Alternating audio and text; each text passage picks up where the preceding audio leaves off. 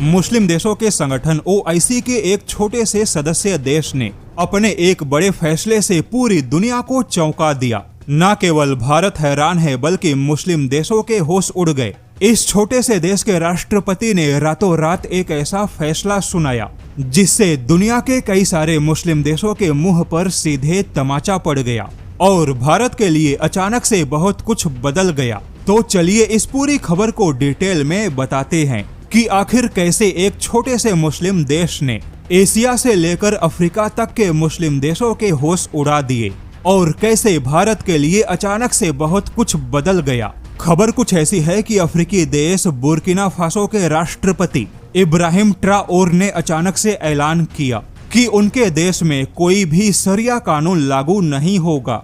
राष्ट्रपति इब्राहिम ने कहा कि वह भी मुसलमान हैं और उनका देश भी मुस्लिम बहुल देश है।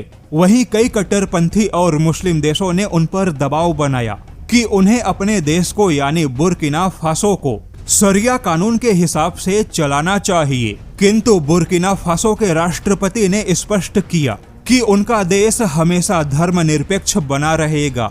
उन्होंने आगे कहा कि उनके देश को शरिया कानून की आवश्यकता नहीं है बल्कि ऐसे देशों की आवश्यकता है जो देश के विकास को आगे बढ़ा सके। यहाँ तक कि उन्होंने ऐसे लोगों को चेतावनी दी है जो सऊदी अरब या मिडल ईस्ट एशिया के किसी अन्य मुस्लिम देशों में शरिया कानून की पढ़ाई कर रहे हैं।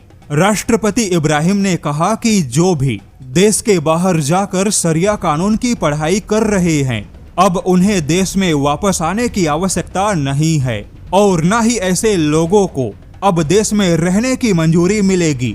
यहाँ पर आपको बता दे, बुर्किना फासो के राष्ट्रपति इब्राहिम को तानाशाह माना जाता है क्योंकि इन्होंने 2022 में सैन्य तख्ता पलट किया था और अब यह देश के राष्ट्रपति और सेना प्रमुख सब कुछ हैं। लेकिन अब इन्होंने मुस्लिम होकर भी जिस प्रकार से शरिया कानून को ठेंगा दिखाया उसके बाद कई मुस्लिम देश हैरान हैं। लेकिन अब इसी बुर्किना फासो ने भारत का बहुत ही बड़ा काम बना दिया। दरअसल बुर्किना फासो का झुकाव भारत की ओर है क्योंकि अफ्रीका को लेकर भारत की कोशिशों से बुर्किना फासो के राष्ट्रपति काफी खुश हैं।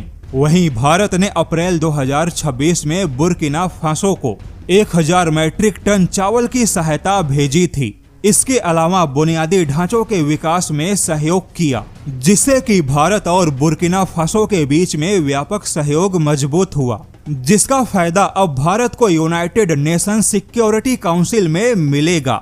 मामला कुछ ऐसा है कि पिछले ही दिनों मुस्लिम देशों के संगठन ओआईसी ने फरमान सुनाया था कि अगले साल यूनाइटेड नेशन सिक्योरिटी काउंसिल में सीट को लेकर भारत और ताजिकिस्तान के बीच में जो टक्कर है तो यहाँ पर ओआईसी ने पहले से ही ताजिकिस्तान के पक्ष में समर्थन देने की बात कह दी, किंतु अब बुर्किना फासो ने स्पष्ट किया है कि वह अपने देश और अपने क्षेत्र के हितों के हिसाब से अपने मतदान का इस्तेमाल करेगा, न कि किसी संगठन के फरमान के पीछे भागेगा।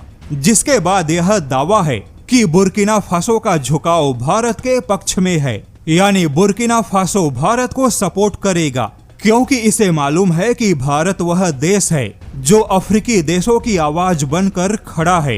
वैसे यहाँ पर आपको बता दे, भले ओआईसी ने ताजिकिस्तान को समर्थन दे दिया किंतु कई सारे ऐसे मुस्लिम देश हैं जो कि भारत के पक्ष में खड़े हैं, किंतु बुर्किना फासो जैसे छोटे से मुस्लिम देश ने शरिया कानून को जिस प्रकार से ठेंगा दिखाया जिसकी उम्मीद फिलहाल कई मुस्लिम देशों को नहीं थी। लेकिन बुर्किना फासो के राष्ट्रपति इब्राहिम के इरादों से अब भारत को भी स्पष्ट हो गया कि भारत को यहाँ अब कैसे कदम आगे बढ़ाना है।